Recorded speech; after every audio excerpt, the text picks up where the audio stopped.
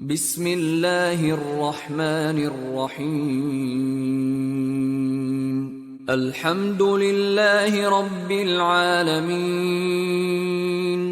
الرحمن الرحیم مالک یوم الدین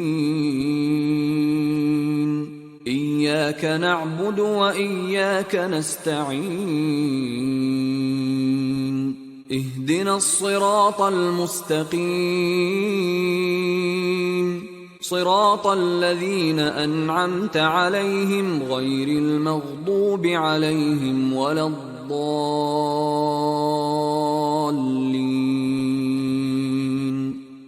حسین ابن علی کا تذکرہ ہے،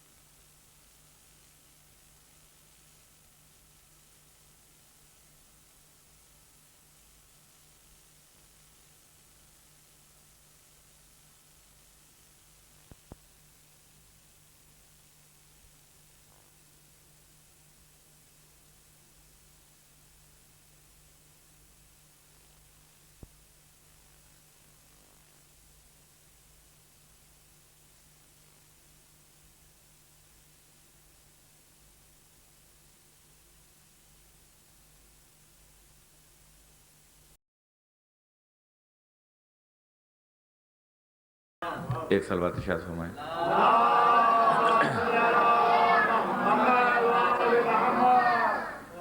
حضرات مومنین، اللہ کا شکر ہے کہ پنجتن سوسائٹی کی جانب سے یہ دوسرا عشرہ منعقد کیا جا رہا ہے، جس میں مولانا سخاوت حسین صاحب قبلہ تشریف لائے ہیں، جو نیو یارک میں تقریری و تحریری طور پر دین کی خدمت انجام دے رہے ہیں۔ مختلف زبانوں پر عبور ہے۔ بیسیکلی یہ جو ہے سرگوتا پاکستان سے تعلق رکھتے ہیں۔ ان کا تعارف انشاءاللہ ان کی خود تقاریر ہوں گی، آپ حضرات بہت ہی محظوظ ہوں گے، اور میں اس کے ساتھ ہی مولانا سے گزارش کرتا ہوں کہ وہ رونق افروز ممبر ہوں اور مومن کے لیے مواد فراہم فرمائیں۔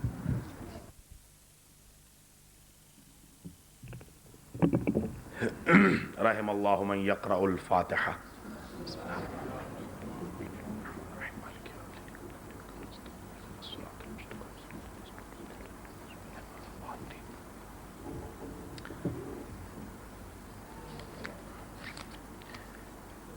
ایک برادر مومن سید امتیاز حسین بخاری صاحب لاہور میں صاحب فراش ہیں، دعا فرمائے بتوسط پنجتن پروردگار عالم انہیں شفا یاب فرمائے۔ اعوذ باللہ من الشیطان الرجیم، بسم اللہ الرحمن الرحیم، الحمد للہ الذی لا یبلغ مدحتہ القائلون ولا یحصی نعماءہ العادون ولا یؤدی حقہ المجتہدون، الذی لا یدرکہ بعد الہمم ولا ینالہ غوث الفتن، الذی لیس لصفتہ حد محدود ولا نعت موجود ولا وقت معدود ولا اجل ممدود، فطر الخلائق بقدرته ونشر الرياح برحمته ووطد بالصخور ميدان أرضه اول الدین معرفت الجبار الصلاة والسلام علی السید المکی المدنی العربی القرشی الہاشمی اللبتحی سید العرب والعجم سیدنا و مولانا شفیع ذنوبنا و طبیب قلوبنا ابی القاسم محمد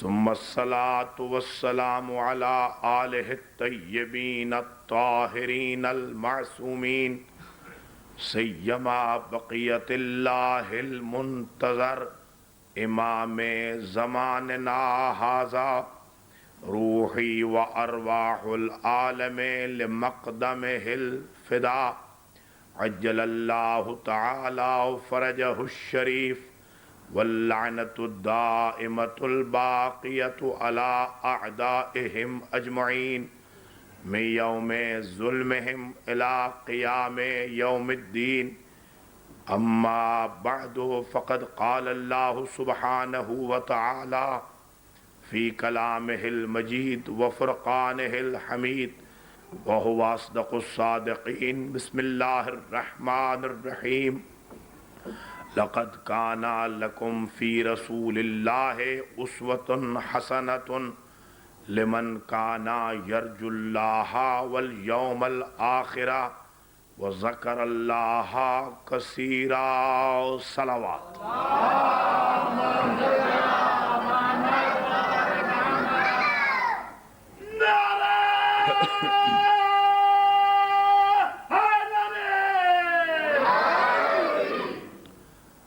اگر زحمت محسوس نہ ہو تھوڑا تھوڑا آگے تشریف لے آئیں.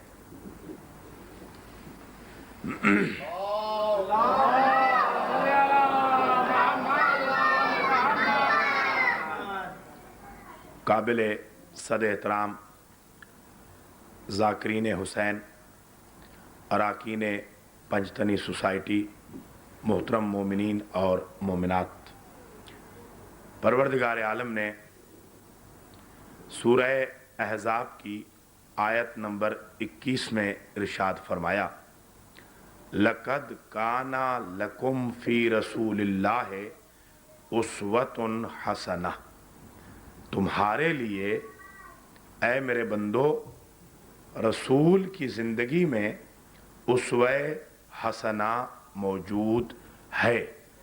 تمہیں یہ احتیاج نہیں ہے کہ کسی اور نبی کے اسوہ حسنہ کو تلاش کرو، اس لیے میں نے تمام نبوتوں کے اسوے کو رسول کے اسوے میں رکھ دیا.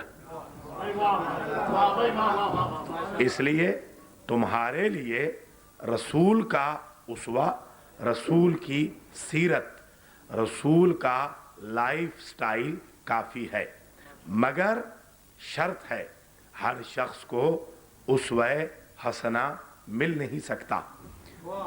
اگر اسوہ حسنہ رسول چاہتے ہو تو 3 شرطیں اپنے وجود میں پیدا کرو. لمن کانا یرجو اللہ، نمبر 1 اللہ پر ایمان کامل ہو، والیوم الآخرہ اور قیامت کا یقین مکمل ہو، وذکر اللہ کثیرا اور صرف اللہ پر ایمان اور آخرت کے یقین کے ساتھ تمہیں اسوہ حسنہ دستیاب نہیں ہوگا. تیسری شرط یہ ہے، ایک اور ضروری شرط یہ ہے، وذکر اللہ کثیرا، کم اللہ کا ذکر نہ کرنا، کثرت کے ساتھ اللہ کا ذکر کرو. میری تقریر جو 10 دن جاری رہے گی، اس پورے عشرے کا عنوان ہے کتاب عطرت. میں یہ چاہتا ہوں کہ آج کی تقریر میں جو آئندہ 9 مجالس کا مقدمہ ہے وہ فراہم کر دوں. اس لیے آج میں صرف یہ ثابت کروں گا کہ آیا ذکر کیا ہے اور کس کس کا ذکر عبادت ہے اور کس کس کا ذکر بدعت ہے اور ناجائز ہے. قرآن کی آیتوں کے سائے میں میں آج صرف یہ ثابت کروں گا کہ قرآن نے عطرت کے ذکر کی اجازت دی ہے، اور پھر 9 مجلسیں جو ہوں گی وہ صرف اس ایشو پر ہوں گی کہ قرآن میں کہاں کہاں عطرت کا ذکر ہے، عطرت اور کتاب کا آپس میں رشتہ کیا ہے، قرآن اور اہل بیت کا آپس میں میل ملاپ کیسے رہا۔ اب یہ سارے ایشوز ڈسکس ہوں گے، مگر آج تو مجھے صرف ایک فاؤنڈیشن بنانی ہے جس بنیاد کے اوپر میں اپنی 9 تقاریر کی دیواروں کو بنا سکوں۔ اور آج صرف اتنا کہنا ہے مجھے کہ اللہ کا ذکر کثرت سے اس لیے کیا جائے کہ رسول کا اسوہ مل جائے۔ اب سارے مسلمان بھائیوں کو رسول کے اسوے کی ضرورت ہے، خواہ وہ شیعہ ہو خواہ وہ سنی ہو، کسی بھی مکتب فکر سے تعلق رکھتا ہو، اسے رسول کی سیرت کی ضرورت ہے۔ تو اب رسول کی سیرت مل نہیں سکتی جب تک اللہ کا ذکر نہ کرے۔ یہاں تک بات واضح ہو گئی؟ اب مجھے سمجھانے میں کوئی تکلیف نہیں ہوگی۔ سورہ آل عمران آیت نمبر 192 ارشاد ہوا، اِنَّ فِي خَلْقِ السَّمَاوَاتِ وَالْأَرْضِ لَآیَاتٍ لِأُولِي الْأَلْبَابِ الَّذِينَ يَذْكُرُونَ اللَّهَ قِيَامًا وَقُعُودًا وَعَلَى جُنُوبِهِمْ وَيَتَفَكَّرُونَ فِي خَلْقِ السَّمَاوَاتِ وَالْأَرْضِ رَبَّنَا مَا خَلَقْتَ هَٰذَا بَاطِلًا۔ ارشاد ہوا، یاد کرو یہ جو زمین و آسمان ہم نے بنائے ہیں، ہم نے فضول پیدا نہیں کیے، بلکہ زمین و آسمان کے بننے میں اور اختلاف لیل و نہار میں کہ دن جاتا ہے رات آتی ہے، رات جاتی ہے دن آتا ہے۔ دیکھو قرآن کا اختلاف یہ ہے کہ اختلاف اللیل والنہار، اللہ نے اختلاف لیل و نہار میں تمہارے لیے اے ایمان والو، عقل والو، نشانیاں رکھی ہیں۔ اختلاف کوئی بری چیز نہیں ہے، مگر اختلاف ایسا ہو جیسا دن کا رات کے ساتھ ہوتا ہے، رات کا دن کے ساتھ ہوتا ہے۔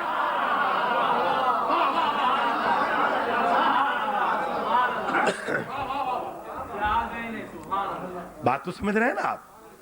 دن کا رات سے اختلاف ہے، رات کا دن سے اختلاف ہے، اور اختلاف اس معنی میں ہے کہ دن آ جائے تو رات چلی جاتی ہے، رات آ جائے تو دن چلا جاتا ہے۔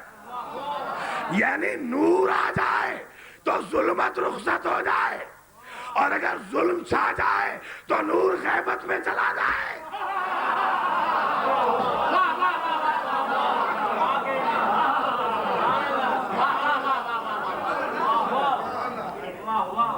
اِنَّ فِي خَلْقِ السَّمَاوَاتِ وَالْأَرْضِ وَاخْتِلَافِ اللَّيْلِ وَالنَّهَارِ لَآیَاتٍ لِأُولِي الْأَلْبَابِ۔ یہ جو ہم نے زمین و آسمان بنائے ہیں، تم کیا سمجھتے ہو ہم نے فضول بنا دیے؟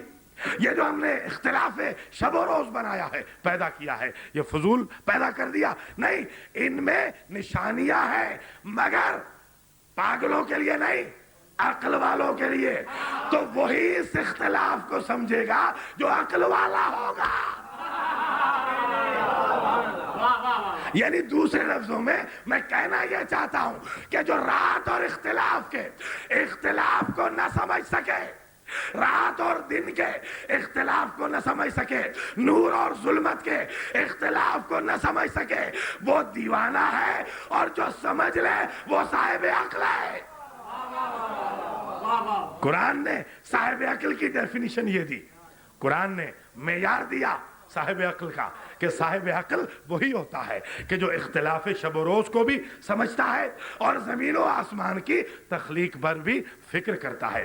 اور کیا کرتا ہے؟ پروردگار مجھے کیا پتا کہ یہ عقل والے لوگ کون ہوتے ہیں؟ اللہ نے فرمایا الذین یذکرون اللہ قیاما وقعودا وعلی جنوبہم۔ یہ وہ لوگ ہیں عقل والے کہ جو کھڑے ہوتے ہیں تب بھی اللہ کو یاد کرتے ہیں، بیٹھتے ہیں تب بھی اللہ کو یاد کرتے ہیں، پہلو بدلتے ہیں تب بھی اللہ کو یاد کرتے ہیں۔ بھائی ہمیں تو ہوش ہی نہیں ہوتی جب ہم پہلو بدلتے ہیں، تو کوئی ہے نا عقل والے جو سو کے بھی اسے یاد کرتے ہیں؟ ہمیں تو ہمیں تو ہوش ہی نہیں ہوتی. تو کوئی عقل والے ہیں نا کہ جو پہلو بدلتے بھی اسی کو یاد کرتے ہیں.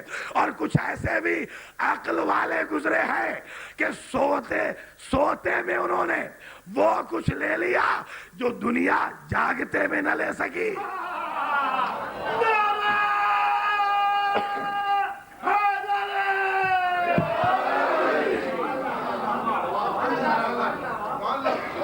عقل والے لوگ وہ ہیں کہ جو اللہ کو یاد کرتے ہیں.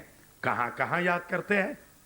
حالت قیام میں بھی، حالت قعود میں بھی، اور جب سوتے ہیں اور پہلو بدلتے ہیں تو بدلتے ہوئے پہلو بھی اللہ کو یاد کرتے ہیں. بھائی دیکھو، ساری امت اگر اللہ کو سوتے میں بھی یاد کرنے لگ جائے نا تو تب بھی اتنا ہی ہو سکتا ہے کہ پہلو بدلتے یاد کرتے ہیں. پوری امت اگر اجماع کر لے کہ ہم اللہ کو سوتے میں بھی یاد کریں گے اور اللہ توفیق بھی دے دے، فار ایگزامپل سب کو توفیق بھی دے دے، تو خدا کی قسم یہ لوگ اللہ کا ذکر کر سکتے ہیں. پاسبل ضرور ہے پہلو بدلتے ہوئے، مگر جنب اللہ نہیں بن سکتے. جنب اللہ نہیں بن سکتے. یعنی میں کہنا یہ چاہتا ہوں کہ دنیا جتنی وجاہتیں بھی لے آئے، جتنی ذات لے آئے، جتنے معجزے لے آئے، جتنی کرامتیں لے آئے، وہ اتنا تو کہہ سکتے ہیں کہ ہم اللہ کے عبادت گزار بن گئے ہیں. یہ نہیں کہہ سکتے کہ ہم نے اتنی عبادت کر لی ہے. اب ہمارے آنکھوں کو دیکھو تو عین اللہ کہو، ہمارے کانوں کو دیکھو اذن اللہ کہو، ہمارے چہرے کو دیکھو وجہ اللہ کہو، ذات کو دیکھو ولی اللہ کہو.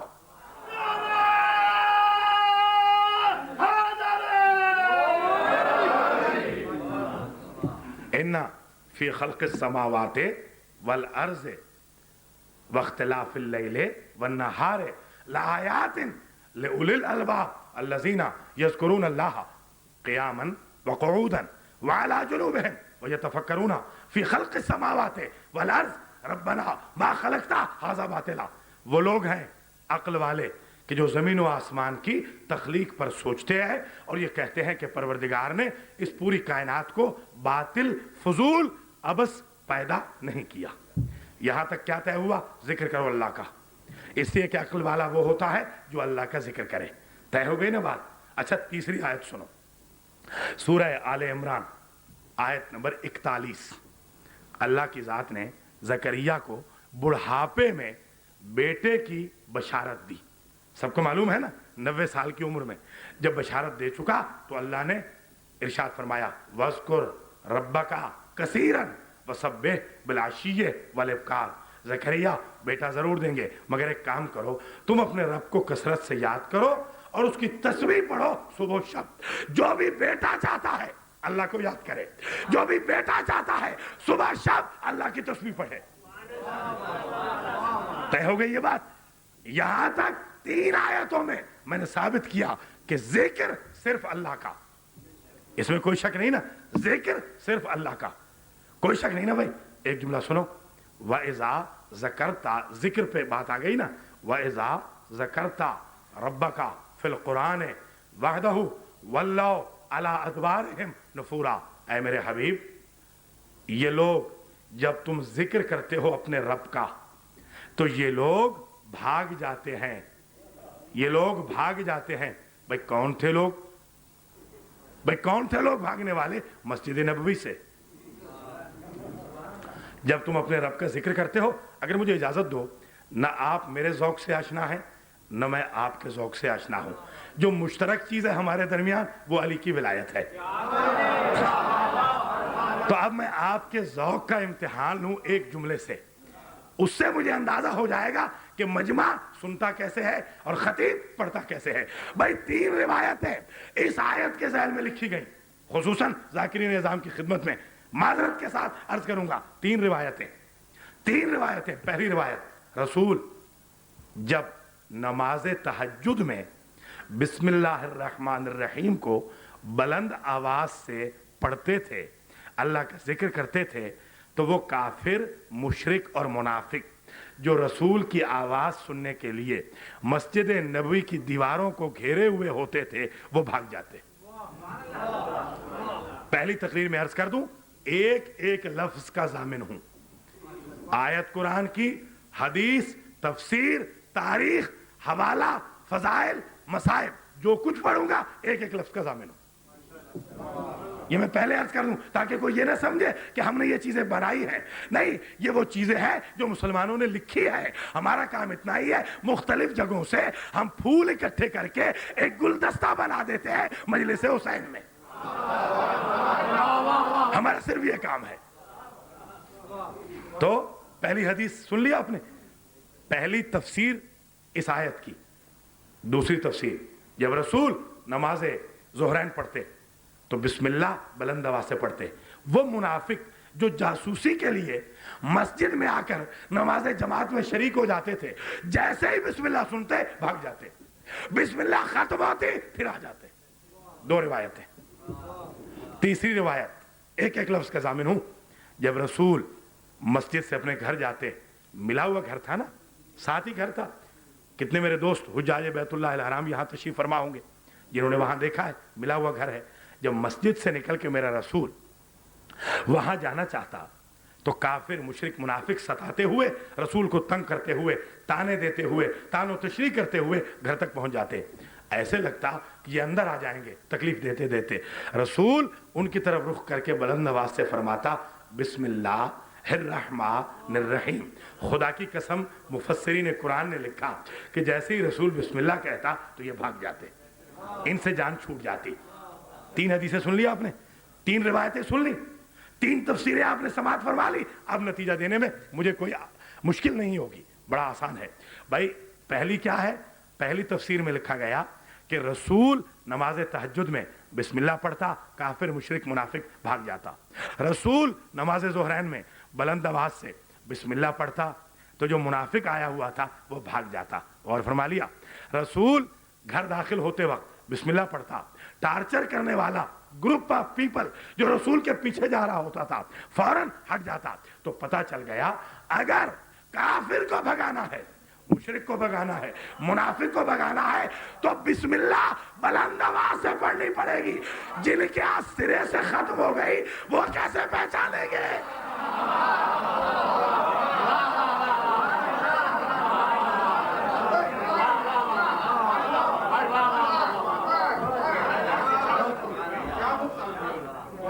وہ کیسے پہچانیں گے؟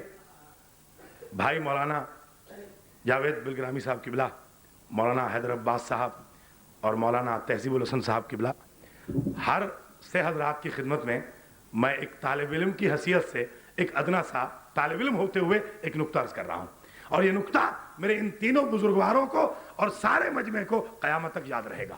وہ تقریر ہی کیا کہ جو اگلے سال تک یاد رہے، تقریر وہ ہو کہ جو قیامت تک یاد رہے اور قیامت میں بھی یاد رہے. ایسا جملہ پڑھنے جا رہا ہوں. بھائی دیکھو، کافر بھاگتا ہے بسم اللہ سے، اور فرمایا آپ نے کافر بھاگتا ہے بسم اللہ سے، مشرک بھاگتا ہے بسم اللہ سے، منافق بھاگتا ہے بسم اللہ سے.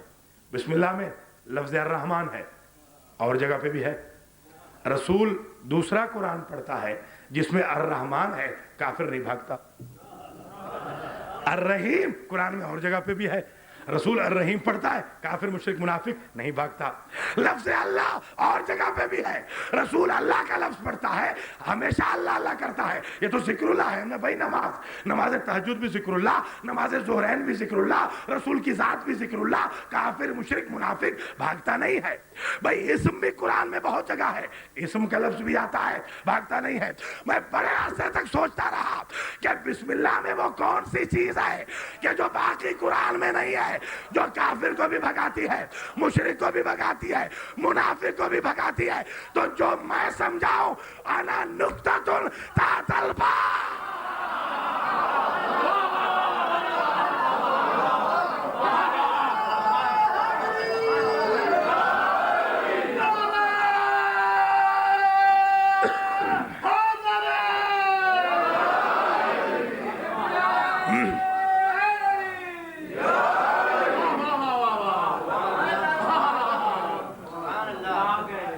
بازیں نشین ہو گئی. میں نے ذکر سے بات چلائی تھی، اجازت دو تو ایڈورڈ کلارڈ ایک انگریز کا نام ہے, اس کی کتاب ہے سٹوری آف الفابیٹس. آپ تو عرب کنٹری میں رہتے ہیں نا بھائی, آپ کو تو عربی سمجھانا مشکل ہی نہیں ہے, آیتوں کے ترجمے بھی نہ کروں تو آپ تو جانتے ہیں. تو سنو, سٹوری آف الفابیٹس میں ایڈورڈ کلارڈ نے لکھا کہ اہل فینیکیا اور اہل مصر آپس میں معاصر تھے, ہم زمان تھے, ٹائم فیلو تھے. انہوں نے سوچا کہ بزنس ایگریمنٹ کے لیے ہم کیوں نہ کچھ کوڈ ورڈز بنا لیں, تاکہ کشتیوں میں آنے جانے میں دور سے دکھا دیا سودا طے ہو گیا. انہوں نے کوڈ ورڈز بنانے شروع کیے. غور کرنا, بس 2-3 کوڈ ورڈز کروں گا, سارے نہیں. انہوں نے کہا کہ جیم بنائی انہوں نے جمل کے لیے, جیم, جے جیم یہ میم, جیم, اور جیم جمل کے لیے انہوں نے قرار دی. اور جیم عبرانی زبان میں کیمل کو ہی کہتے ہیں, اور عربی میں جمل کیمل کو کہتے ہیں, اونٹ کو, اور جیم سے شروع ہوتا ہے. اور انہوں نے کہا کہ جیم جب ہم دور سے دکھائیں تو سمجھنا کہ ایسا اونٹ ہے جس میں نقطہ ہے, یعنی ساربان بھی ہے, اور اگر نقطہ نہ ہو سمجھنا بے وارث ہے. یہ میں نہیں کہہ رہا, یہ ایڈورڈ کلارڈ نے لکھا ہے اپنی کتاب سٹوری آف الفابیٹس میں. ایک چیز. دوسری چیز, انہوں نے کہا کہ شین ہے شجر کے لیے, شین, شین شجر کے لیے, اور شروع ہوتا ہے شجر, درخت, ٹری, شین سے عربی میں. اگر دیکھو کہ اوپر 3 نقطے ہیں تو سمجھنا کہ زرخیز درخت ہے, کہ اس کے اوپر پرندے بیٹھے ہوئے ہیں. ایک پرندہ اڑ رہا ہے, ایک نقطہ, اور 2 نقطے جو بیٹھے ہوئے ہیں وہ 2 پرندے ہیں جو بیٹھے ہوئے ہیں. یعنی ہم ایسے درخت بیچنا چاہتے ہیں کہ جس پہ پرندے بیٹھتے ہیں, جس پہ کبھی کوئی پرندہ نہ بیٹھا ہو. بھائی وہ درخت کیسا؟ یہ سٹوری آف الفابیٹس میں لکھا. اگر دیکھو کہ شین ہے اور نقطوں کے بغیر ہے تو سمجھنا کہ ایسے درخت ہم بیچنا چاہتے ہیں جو زرخیز نہیں ہے, جن پر پرندہ بیٹھتا ہی نہیں. ذہن نشین ہو گئی بات. اچھا, عین, عین, عین یہ نون, عین, عین کے 70 معنی ہیں, 70 میننگز آف عین. عربک ڈکشنری میں 70 معنی ہیں صرف عین کے. عین سے مراد آنکھ, عین سے مراد سورج, عین سے مراد چاند, عین سے مراد زمانہ, عین سے مراد آسمان, عین سے مراد وہ عین جو کہ الفابیٹس کے اندر شریک ہے. عین سے مراد آنکھ, عین سے مراد چشمہ. 70 معنی ہے. جا کر بے شک المنجد میں دیکھ لیں گے نا, لغت کی کتابوں میں دیکھ لینا, 70 معنی ہے نا. انہوں نے جو وضع کیا عین کو آنکھ کے لیے, اور عین کی جو شکل ہے وہ آنکھ جیسی ہوتی ہے. عین, بھائی عین کیسے لکھتے ہو؟ آنکھ کی طرح ہی ہوتا ہے نا, عین آنکھ کی طرح. انہوں نے کہا جب بھی عین کا ہے تو بھائی آئی وٹنس ہے, آنکھوں سے دیکھا ہے, اس کا سودا کرنے جا رہے ہیں. یہ اہل فینیکیا اور اہل ایجپٹ نے آپس میں معاہدہ کیا. بس میں کہاں تک آپ کو ساری سٹوری سناؤں, میں نے تو ایک جملہ کہنا ہے. اس نے لکھا, ایڈورڈ کلارڈ نے, انگریز نے لکھا اپنی کتاب سٹوری آف الفابیٹس کے اندر کہ یاد رکھو بے کو ان دونوں نے وضع کیا تھا گھر کے لیے, اور انہوں نے کہا یہ جو نقطہ ہے یہ اس گھر کا مالک ہے. نہیں سمجھے ابھی؟ بے گھر ہے اور نقطہ مالک ہے. بھائی مالک وہی ہوتا ہے نا جسے کوئی روک نہ سکے, جس دروازے سے چاہے آ جائے. مالک وہی ہوتا ہے جس دروازے سے چاہے آ جائے. تو اب کسی کو اعتراض کرنے کی ضرورت ہی نہیں ہے, اس لیے کہ ہر انسان کے لیے 2 جگہ ہوتی ہے, ایک آفیشل اور ایک پرائیویٹ ریزیڈینشل ہوتی ہے نا بھائی. اللہ کے لیے بھی 2 جگہ ہیں. اس کی آفیشل جگہ ہے عرش جہاں کبھی بیٹھا نہیں, اور پرائیویٹ جگہ ہے بیت اللہ جہاں کبھی سویا نہیں.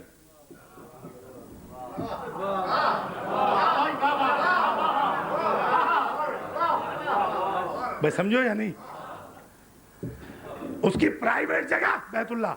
اچھا آپ تو عرب کنٹری میں رہتے ہیں نا, میں کہاں تک بار بار تصدیق کراؤں آپ سے. بھائی بیت اور دار میں ایک فرق ہے. بے شک جا کر آج ڈکشنری میں دیکھ لینا, عربی کی لغت میں دار کہتے ہیں عمومی گھر کو, بیت کہتے ہیں خصوصی گھر کو. ایک فرق. دوسرا فرق, دار اسے کہتے ہیں جو بیٹھک کے طور پہ یوز ہو. بیت اسے کہتے ہیں کہ جو گھر کے طور پہ یوز ہو. تیسرا فرق, دار میں صاحب دار کا سونا ضروری نہیں ہے, بیت میں صاحب دار کا, صاحب بیت کا سونا ضروری ہے. بھائی اللہ تو سوتا نہیں ہے, اللہ تو سوتا نہیں ہے, اسے چاہیے تھا دار اللہ بناتا. بیت اللہ کیوں بنایا؟ جہاں اس نے سونا نہیں ہے, اسی لیے اس نے ایک بچے کو وہاں پیدا کرا کے سلا دیا تھا, اس کی وجہ سے بیت اللہ بنا.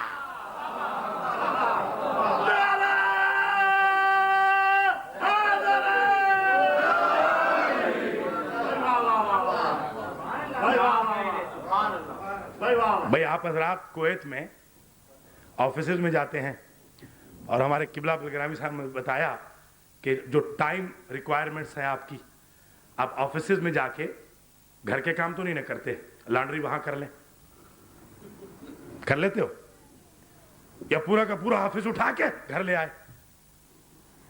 جن کے بچے ہیں, جو بچوں کے ساتھ رہتے ہیں, ان کے اہل خانہ اور بچے انہیں کہیں گے بھائی وہیں پہ کام کرو, یہ اس لیے کہ گھر کا کام گھر میں اچھا لگتا ہے, آفس کا کام آفس میں اچھا لگتا ہے. تو اللہ کی بھی دو جگہ ہے نا, ایک عرش جو اللہ کا آفس ہے, اور ایک گھر جو بیت اللہ ہے. بھائی اسی لیے اللہ نے کہا جب میرا سرکاری کام تھا میں نے اپنے محمد کو عرش میں بلا لیا, اور جب میرا ذاتی کام تھا علی کو بیت اللہ میں پیدا کرا لیا.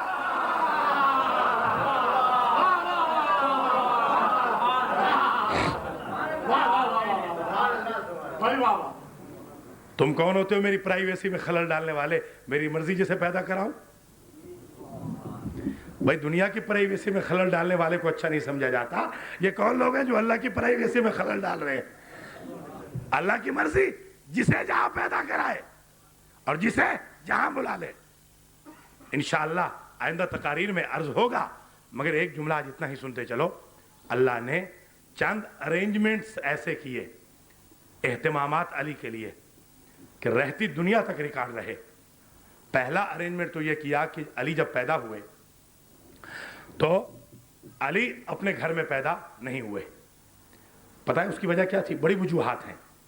اس کی ایک وجہ یہ بھی تھی کہ جب سیدہ سے عقد ہونے لگے تو سیدہ کہے گی میں بڑے گھر کی ہوں. غور تو کرو بھائی, اللہ نے اتنا برداشت نہ کیا, اللہ نے ایسا اہتمام کیا کہ اگر سیدہ کہے کہ میں نبی کے گھر سے ہوں تو علی یہ کہہ سکے میں اسی نبی کے خدا کے گھر سے ہوں.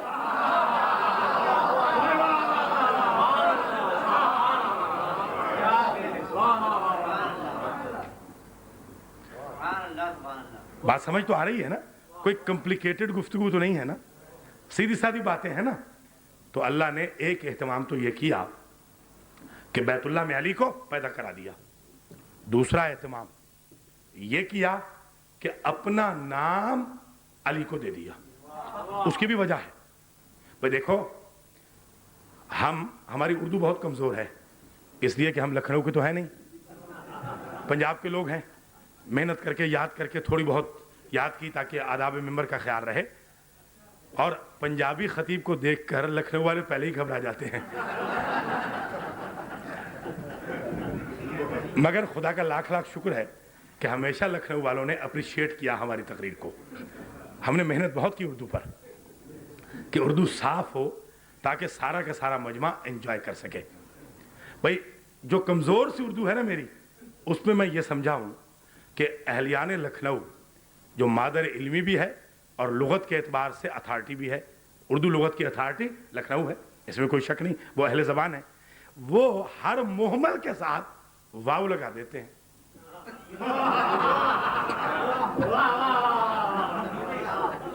ایسے نہیں کرتے. روٹی ووٹی, پانی وانی. ہمارے پنجابی میں تو شین لگاتے ہیں ہم لوگ, ایسے ہی ہے نا, روٹی چھوٹی. ہاں, لکھنؤ والے جو دراصل وارث ہیں اردو کے, وہ کہتے ہیں روٹی ووٹی, اور خدا کی قسم یہی صحیح ہے یہی صحیح. دیکھو روٹی چھوٹی نہیں, روٹی ووٹی, پانی وانی ہے نا ایسے. اب میں انہی لکھنؤ والوں سے پوچھوں گا بناؤ محمل. آپ نے کہا روٹی ووٹی, ٹھیک ہے نا؟ نہیں نہیں, روٹی ووٹی. ابھی آپ تصور بھی نہیں کر رہے جو میں کہنا چاہتا ہوں. عجیب بات تو یہ ہے, روٹی ووٹی, پانی وانی, کتاب وتاب, درس ورس, ایسے ہی کہتے ہیں نا, آنکھ وانکھ. اب میں سارے لکھنؤ والوں سے التماس کروں گا کہ جب روٹی ووٹی ہے, پانی وانی ہے, آنکھ وانکھ ہے, کان وان ہے, تو اب صحابی کی بناؤ. لکھنؤ والا بناؤ صحابی کی.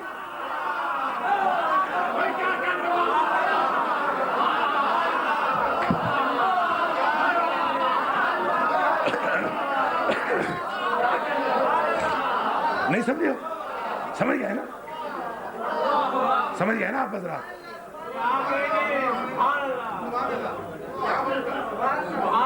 بن گیا نا محمل. وہ کمال یہ ہے کہ لکھنؤ والوں کا محمل ایسا ہے کہ جو 1400 سال کے بعد بھی مستعمل ہے. یہ ہے کمال واقعا. تو بھائی اب میں نے اردو کو انجوائے کیا کہ اردو واقعا بڑی عجیب زبان ہے کہ جس کے محمل میں اتنی طاقت ہے کہ بدلہ بھی لے لے, سانپ مرے نہ لاٹھی ٹوٹے. ایسے ہی ہے نا. اب دیکھو, اب اللہ نے علی کو ایسا نام دیا کہ اگر کوئی بگاڑ کے بھی کہے تو ولی کے سوا کیا کہے گا؟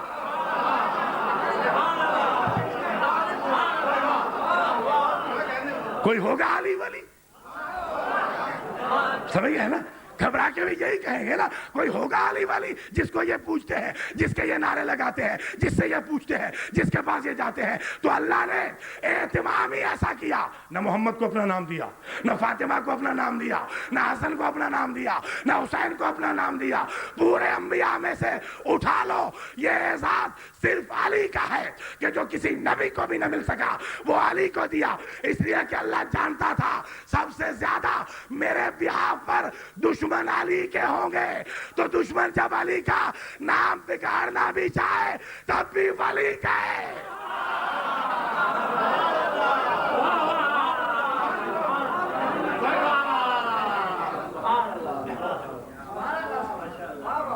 بات سمجھ آ رہی ہے نا؟ تو اب میں 5-7 لمحوں کے لیے آپ کو زحمت دینا چاہتا ہوں, پھر واپس لے جاؤں گا. بحث میں نے ذکر سے چھیڑی تھی, ذکر پہ بات تھی نا. اب تک کیا ثابت ہوا کہ ذکر کرو اللہ کا. اور خدا کی قسم میں ممبر سے پہلی مجلس میں چیلنج کر رہا ہوں, آپ کا جو یہ ویڈیو سسٹم ہے نا, یہ بڑا دور دور تک جاتا ہے. میں نے بہت دور, ہزار میل دور بھی یہاں کے ویڈیو ایک آدھ دیکھے ہیں. تو میرا میسج انشاءاللہ بہت دور تک کنوے ہوگا. اس لیے میں چاہتا ہوں کہ آپ کی خدمت میں یہاں یہ جملہ ببانگے دوحل کہہ دوں کہ خدا کی قسم ہمارا نظریہ وہی ہے کہ جو اسلام کا نظریہ ہے. ہم نے اب تک یہ طے کیا کہ ذکر صرف اللہ کا. ٹھیک ہے, اتنی آیتوں سے 4 آیتیں میں نے پڑھی نا, اور ذیل میں بھی کچھ آیتیں عرض کی, تو ان آیتوں سے ثابت ہوا کہ ذکر صرف اللہ کا. مگر میں کیا کروں؟ اللہ سورہ مریم کی آیت نمبر 41 میں خود کہنے لگا, وَذْكُرْ فِي الْكِتَابِ إِبْرَاهِيمَ إِنَّهُ كَانَ صِدِّيقًا نَبِيًّا. حبیب, قرآن میں ابراہیم کا بھی ذکر کرو. کتاب موضوع ہے نا بھائی, کتاب اور اطرت, تو پتہ تو چلے کتاب میں ذکر کرو ابراہیم کا. کیوں ذکر کروں؟ انہو کانا صدیقاً نبیّا, اس لیے کہ ابراہیم صدیق بھی تھا اور نبی بھی تھا. تو پہلے مرحلے میں طے ہو گیا کہ صدیق کا ذکر بدعت نہیں ہے. سمجھ گئے نا؟ صدیق کا ذکر بدعت نہیں ہے. اللہ تو خود کہہ رہا ہے حبیب کو کہ تم ذکر کرو.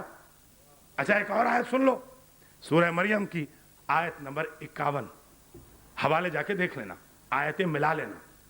وَذْكُرْ فِي الْكِتَابِ مُوسَىٰ इन्नहु काना मुखलसन व काना रसूलन नबिया। हबीब किताब में मूसा का भी जिक्र करो, जिक्र हो किताब में, भाई गौर तो करो, किताब में जिक्र करो। अब जिनके नजदीक किताब नाजिल हो चुकी है वहां से पैगंबर का उसमें कोई दखल नहीं है, भाई वो मुझे बताएं कि अल्लाह तो कह रहा है किताब में तुम जिक्र करो, नहीं समझो, किताब में तुम जिक्र करो, तो पता चला जो किताब आ रही थी वो मशवरे के बगैर नहीं आई।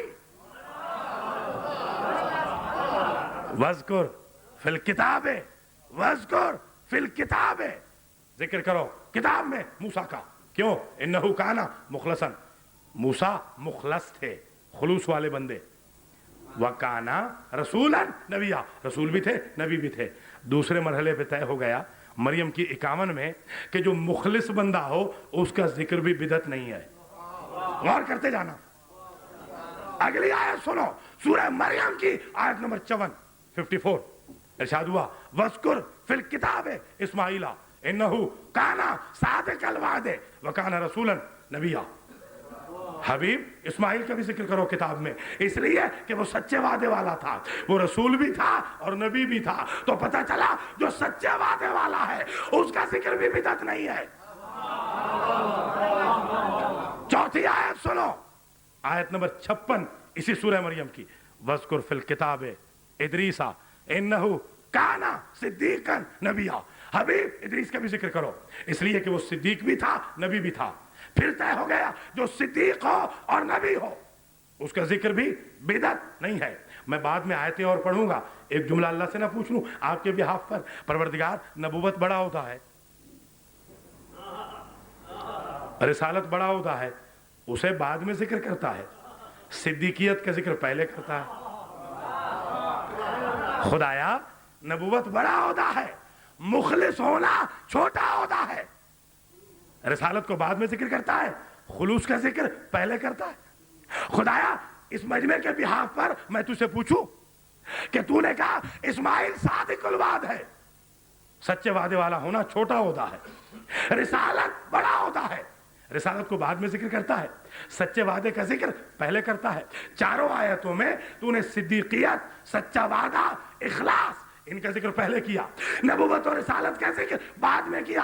अजब नहीं, खुदा जवाब दे, अगर मैं नबूवत का जिक्र पहले करता तो उम्मत ये कहती कि अल्लाह के बाद सिर्फ नबी का जिक्र जायज है। मैंने ओहदों का जिक्र कर दिया, जो भी सिद्दीक हो, जो भी मुखलिस हो, जो भी सच्चे वादे वाला हो, खा नबी हो खा वली हो।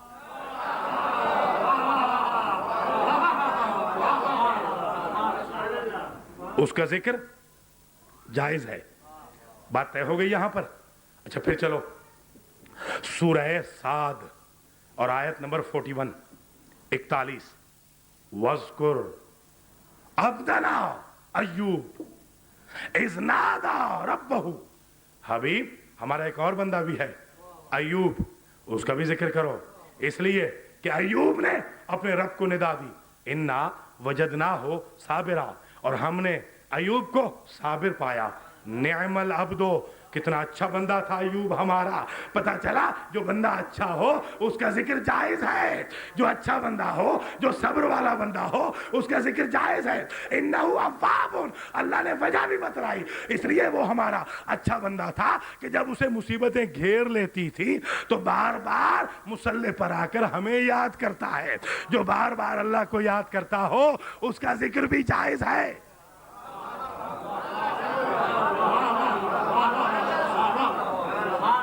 भाई बिल्कुल एकेडमिक गुफ्तगू है, मैं मादर चाहता हूं, मगर मुझे वो फाउंडेशन बनाना है जिस पर तकरीर की इमारतें और छत उस्तवार होगी। इसलिए मैंने चाहा कि जरा सा स्टेटस बुलंद करके आपको वो आयतें सुनवा दूं कि जो कुरान मजीद में जिक्र के बारे में है। अब फिर सूरह साद आयत नंबर 45 और फिर 48, 3 नबियों का जिक्र 45 में, 3 नबियों का जिक्र 48 में। वज़कुर इबादना इब्राहीमा व इसहाका व याकूबा उलिल ऐदि वल अब्सार। हबीब इब्राहिम का भी जिक्र करो, اسماعیل کا بھی ذکر، اسحاق کا بھی ذکر کرو، یعقوب کا بھی ذکر کرو۔ پوچھ تو سکتا تھا نا حبیب کہ کیوں ذکر کروں؟ کہا اولی العید والابصار، یہ جو انبیاء تھے یہ طاقت والے بھی تھے، قدرت والے بھی تھے اور بصیرت والے بھی تھے، تو طے ہو گیا کہ جو بزدل ہو اس کا ذکر جائز نہیں ہے اور جو پاگل ہو اس کا ذکر جائز نہیں ہے۔ سنتے چلو آیتوں کو۔ 48 میں کہا وَاذْكُرْ اسماعیل وَالْيَسَعَ وَالذَّلْكِفْلِ وَكُلٌّ مِّنَ الْأَخْيَارِ، اسماعیل کا ذکر بھی کرو، حبیب تم کرو اسماعیل کا ذکر، الیسع پیغمبر کا ذکر بھی کرو، اور جو ذوالکفل ہمارا رسول ہے اس کا ذکر بھی کرو۔ کیوں ذکر کروں؟ وَكُلٌّ مِّنَ الْأَخْيَارِ، اس لیے کہ یہ جو تینوں نبی تھے یہ خیر والے تھے۔ بھئی اگر خیر والے کا ذکر بدعت نہیں ہے تو حیا علی خیر العمل والے کا ذکر بدعت کیسے ہو گیا؟ سنتے چلو آیتوں کو۔ یہ خیر والے تھے۔ سورہ احقاف، ہود کا بھی ذکر کیا، احقاف جگہ کا نام ہے، بستی، ہود کا بھی ذکر کیا۔ وَاذْكُرْ أَخَا عَادٍ إِذْ أَنذَرَ قَوْمَهُ بِالْأَحْقَافِ، حبیب اس ہود کا بھی ذکر کرو، اس لیے کہ اس ہود نے اپنی قوم کو ڈرایا تھا احقاف کی سرزمین میں، اس لق و دق صحرا میں۔ تو پتا چلا جو اللہ سے ڈرانے والا ہو اس کا ذکر بھی جائز ہے۔ سورہ سعد کی آیت نمبر 17، ایک ایک آیت جا کے دیکھ لینا، بے شک بعد میں کیسٹ سے جا کے ملا لینا۔ سورہ سعد کی آیت نمبر 17 میں پھر ارشاد فرمایا وَاذْكُرْ عَبْدَنَا داود، ہمارا ایک اور بندہ ہے داود، اس کا بھی ذکر کرو، ذل عید، اس لیے اس کا ذکر کرو کہ وہ طاقتور ہے۔ نہیں سمجھے ہو؟ تو پتہ چلا جو بھی طاقتور نہیں ہے وہ ذکر کے قابل نہیں ہے، جو طاقتور ہے وہ ذکر کے قابل ہے۔ ہم نے تمہیں کب کہا ہے کہ بزدلوں کا ذکر کرو؟ جو طاقت والا ہے اس کا ذکر۔ اچھا، سورہ مریم آیت نمبر 16، مریم کی آیت نمبر 16 میں ارشاد فرمایا وَاذْكُرْ فِي الْكِتَابِ مَرْيَمَ إِذِ انتَبَذَتْ مِنْ أَهْلِهَا مَكَانًا شَرْقِيًّا، حبیب مریم کے ذکر کو بھی یاد رکھنا۔ تو پتہ چلا اللہ کا قرآن مکمل نہیں ہو سکتا جب تک کسی بطول کا ذکر نہ آ جائے۔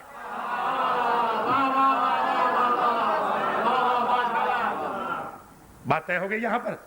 اب میں آج چھوڑ رہا ہوں یہیں پہ ٹاپک، کل لے کے چلوں گا اسی کو یہیں سے، مگر آج مجھے نتیجہ دینے دو۔ بھائی اللہ نے کیا کہا؟ صدیق کا ذکر کرو، بات طے ہو گئی۔ اللہ نے کہا انبیاء کا ذکر بھی ہو، صدیق کا ذکر ہو، مخلص بندے کا ذکر ہو، یہی کہا نا۔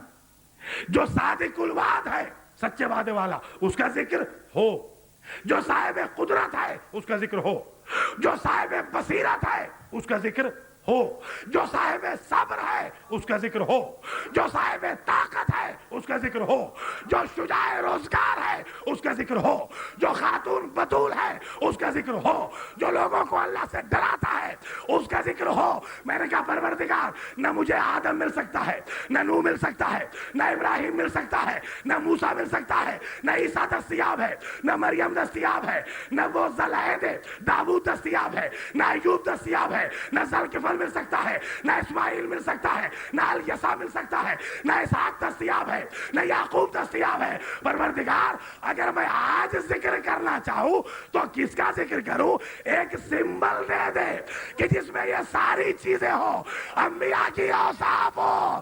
علی کا ذکر سمبل انبیاء ہے۔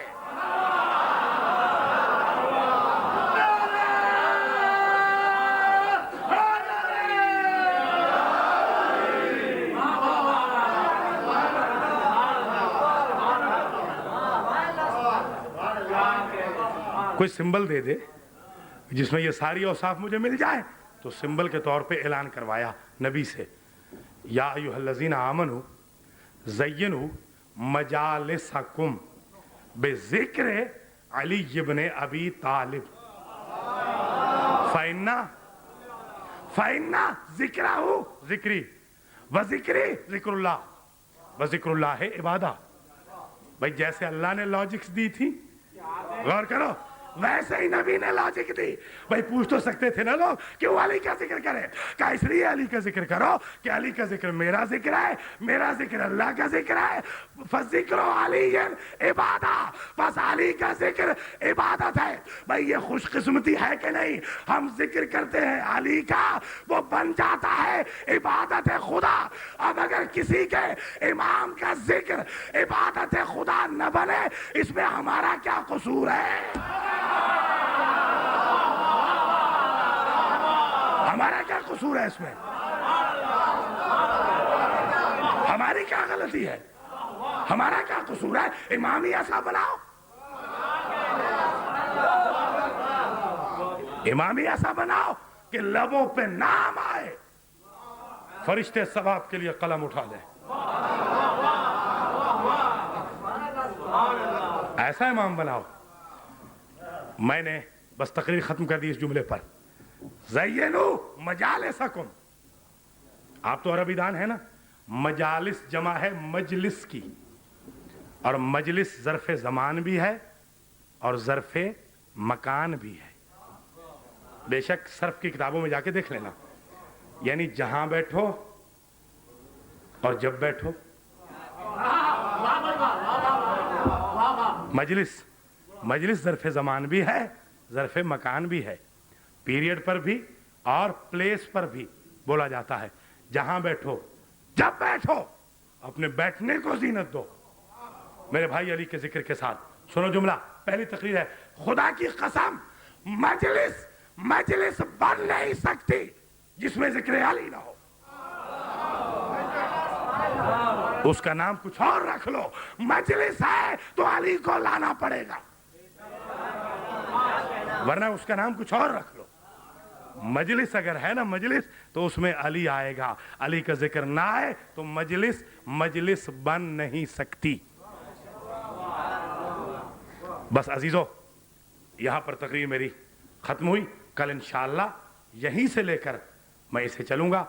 एक जुमला जो हर मजलिस में मैं गिफ्ट के तौर पे देता हूं, रसूल ने फरमाया, जन्नत, हर शख्स जन्नत का मुश्ताक है ना? सब है ना भाई? जनाब रियाज बुखारी साहब, सब है ना? सब जन्नत के मुश्ताक हैं। ये हमारे लाहौर के सामीन में से हैं, अल्लाह इनकी तौफीकात में इजाफा करे। और वहाँ पर भी हमने कुवैत की बड़ी तारीफ़ें सुनी, और वाक़ई ऐसे ही पाया मोमिनीन को। अल्लाह आपको खुश रखे। आप दौलत ईमान से ममलूब हैं, तो उसी ईमान की फाउंडेशन पर हमें दरख्त लगाना है अमल का।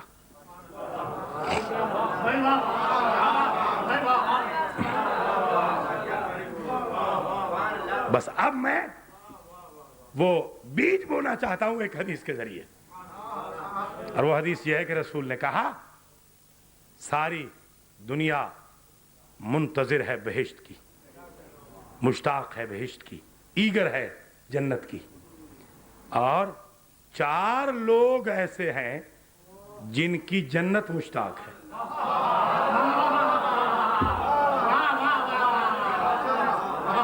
गौर फरमा लिया आपने? नंबर 1, कारी कुरान, कुरान की क़राअत करने वाला। देखो हमारे पंजाब के कल्चर में अगर हमारे किसी एल्डर का, बुजुर्ग का खत आ जाए ना, तो हमें माँ बाप ने बताया बचपन में कि उसे फाड़ना नहीं, उसे फाड़ना नहीं, उसे ज़ाया नहीं करना, इसलिए कि ये बुजुर्ग का खत है। समझ गए हो ना? ये कुरान जो है ना दोस्तों, ये अल्लाह का खत है आपके नाम।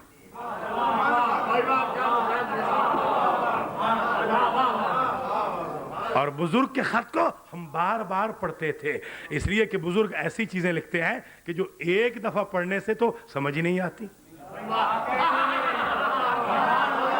बार बार उसे बार बार हम पढ़ते थे। भाई पैगंबर ने कहा, वो घर आसमां के सितारों की तरह रुए जमीन पर फरिश्तों के लिए चमकते हैं जिनमें तिलावत कुरान होती है। लिहाजा तिलावत कुरान को फरामोश न करो। پہلی چیز تلاوت قرآن، قاری قرآن کو جنت تلاش کرتی ہے۔ دوسری چیز، دوسرے لوگ ذاکر و رحمان جو اپنے رب کا ہمیشہ ذکر کرتے رہے، جنت انہیں تلاش کرتی ہے۔ دیکھو مجلس میں آئے تھے نا تو آپ جنت کو تلاش کر رہے تھے، انشاءاللہ جب مجلس سے جاؤ گے تو جنت تمہیں تلاش کر رہی ہو۔ ایسا تحفہ میں دوں گا۔ نمبر 2، ذاکر رحمان، ذاکر رحمان کو جو اللہ کا ذکر کرتا ہو، اسے ذکر موضوع تھا نا بھائی، موضوع سے ریلیٹڈ ہے، ذکر جو اللہ کا کرتا ہو اسے جنت تلاش کرتی ہے۔ نمبر 3، صائم و شہر رمضان، جو ماہ رمضان میں روزے رکھتا ہو اسے جنت تلاش کرتی ہے۔ روزہ بڑی امپورٹنٹ چیز ہے، خواہ رمضان کا ہو یا سنتی روزہ۔ آپ کو پتا ہے یہ حضرت یعقوب علیہ السلام کو اللہ نے 14 سال کے جو امتحان میں ڈالا فراق یوسف میں، وہ کون سا ترک اولا تھا جو یعقوب سے ہوا؟ عرض کروں، یعقوب نبی نے بھیڑ ذبح کی، اس کے باربیکیو کیا، باربیکیو روایت میں الفاظ ہے، کباب بنائے، اسی کی میں نے انگریزی کہہ دی، آپ گھبرا گئے آپ، کباب بنائے، باربیکیو کیا، ہمسایہ روزے دار تھا، اسے یاد نہیں کیا، اللہ کو جلال آ گیا، کہا یعقوب تجھے اپنے رشتہ دار تو یاد رہ گئے، میرا تعلق دار یاد نہیں رہا۔ کہا خدایا معاف کر دے، کہا بڑے عرصے کے بعد معاف کروں گا۔ 14 سال تک اس ترک اولا کے وجہ سے یعقوب نبی کو امتحان میں ڈال دیا۔ صائم و شہر رمضان، روزہ دار کی بڑی عزت ہے، بڑا مقام ہے روزہ دار کا۔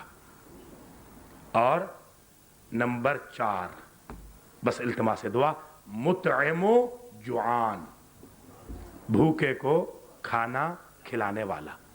اسلام کے جو قوانین ہیں نا وہ بڑے یونیورسل ہیں۔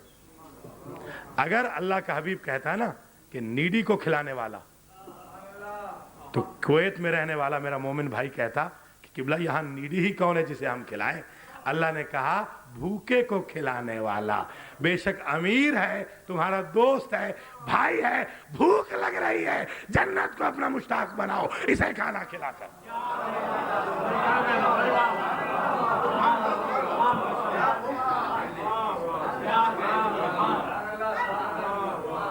اور عزیزو، یہ بھوکے اور پیاسے تھے جو کربلا سے کوفہ گئے، کوفہ سے شام گئے، شام سے پھر کربلا آئے اور کربلا سے مدینہ گئے۔ غیرت مندو، میں ڈیٹیل سے مصائب پڑھوں گا کل سے، مگر آج تو مجھے 2 جملے کہنا ہے۔ جب یہ قافلہ کربلا سے اجڑ کے چلا تھا نا تو 2 روایتیں ہیں، ایک روایت میں ہے کہ 80 بچے تھے، دوسری روایت میں ہے کل 64 بچے تھے۔ غیرت مندو اجازت دو تو میں عرض کروں روایت۔ میں نے آج ہی اپنے ایک برادر عزیز سے کہا جو روایت میں عرض کروں گا اس کی ذمہ داری لوں گا،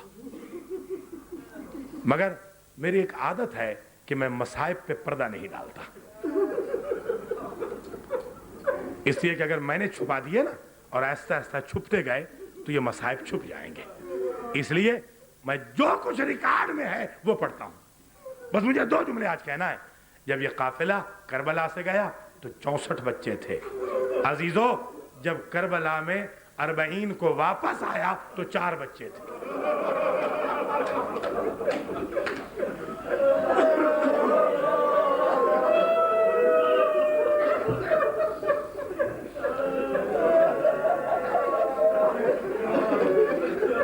جزاکم اللہ۔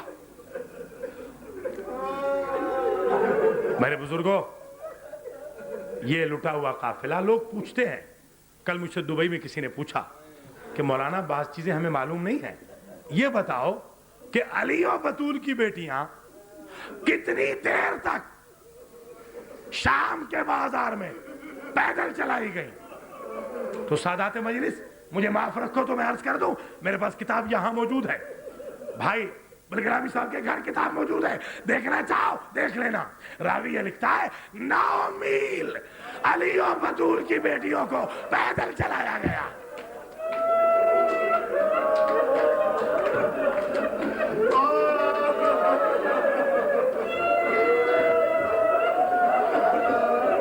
مولا آپ کو سلامت رکھے۔ مجھ سے یہ بھی پوچھتے ہیں لوگ کہ مولانا کتنے گھنٹے سیدانیہ یزید کے دربار میں کھڑی رہی؟ میں کہتا ہوں میرے دوستو یہ نہ پوچھا کرو، اس لیے کہ کھڑے ہونا اہم نہیں ہے، شرابی کا دربار، علی و بطول کی بیٹیاں، داخلہ بڑا اہم ہے کہ کتنے غریب ہو گئے تھے سادات مدینہ۔ داخل ہونا ہی بڑا اہم ہے۔ اور عزیزو، علامہ قزوینی نے اپنی کتاب میں ایک جملہ لکھا ہے، مازندرانی نے بھی لکھا ہے، عجیب جملہ ہے، میں نے اپنی گنہگار آنکھوں سے اس جملے کو پڑھا۔ وہ جملہ یہ ہے کہ لوگ پوچھتے ہیں نا کہ جب علی و بطول کی بیٹیاں بازار و دربار میں گئیں تو تماشبین کتنے تھے؟ پوچھتے ہیں نا لوگ، تو برداشت کر سکو تو میں تعداد عرض کر دوں، ذمہ داری سے روایت پڑھ رہا ہوں، کتاب موجود ہے، دیکھنا چاہو تو دیکھ لینا۔ 2 راویوں نے لکھا کہ جب علی و بطول کی بیٹیاں شام میں آئیں 5 لاکھ بدماشوں کا مجمع تھا۔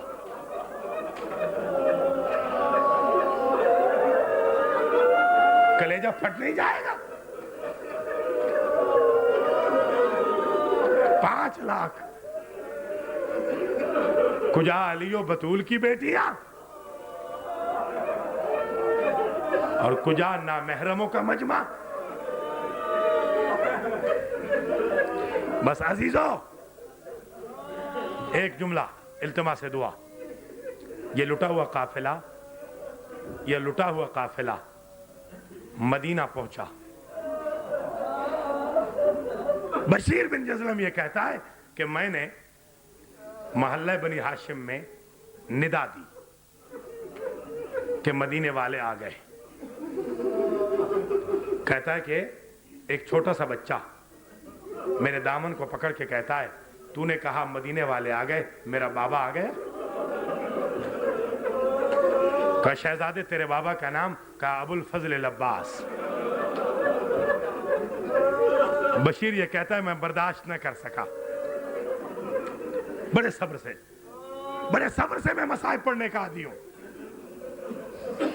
کچھ لوگوں نے مجھ سے پوچھا، کچھ بچوں نے، کیا اونو محمد آ گئے؟ کچھ نے پوچھا قاسم آ گئے، کسی نے کہا علی اکبر آ گئے۔ میں نے سب سے یہ کہا کہ چلو مدینہ کے باہر ایک بیمار ہے، وہ بتائے گا کہ کون آیا اور کون نہیں آیا۔ بس ایک جملے پہ ختم ہے آج کی مجلس۔ بشیر یہ کہتا ہے کہ میں اتنی بھیڑ ہو گئی تھی مدینہ کے محلہ بنی ہاشم میں کہ میں گھوڑے پر سوار ہو کر واپس نہ آ سکا۔ میں پیدل گھوڑے کو پکڑے ہوئے واپس آ رہا تھا کہ میں نے دیکھا کہ محلہ بنی ہاشم میں سے ایک چادر اوڑھے ہوئے ایک معظمہ نکلی، اور اس معظمہ نے کہا بندہ خدا تو نے ندا دی ہے کہ سادات آ گئے؟ کہاں میں نے ندا دی ہے؟ کہاں ہے؟ کبھی بھی میرے پیچھے پیچھے آؤ، میں بتاتا ہوں کہاں ہے۔ راوی نے لکھا یہ معظمہ چلی، یہ بزرگ بی بی چلی، سمجھ گئے ہو نا، بشیر کے پیچھے پیچھے۔ بشیر نے کہا یہ جو خیمے ہیں ان خیموں میں سادات موجود ہیں۔ خیموں کے دروازے پہ ایک ضعیف کو دیکھا،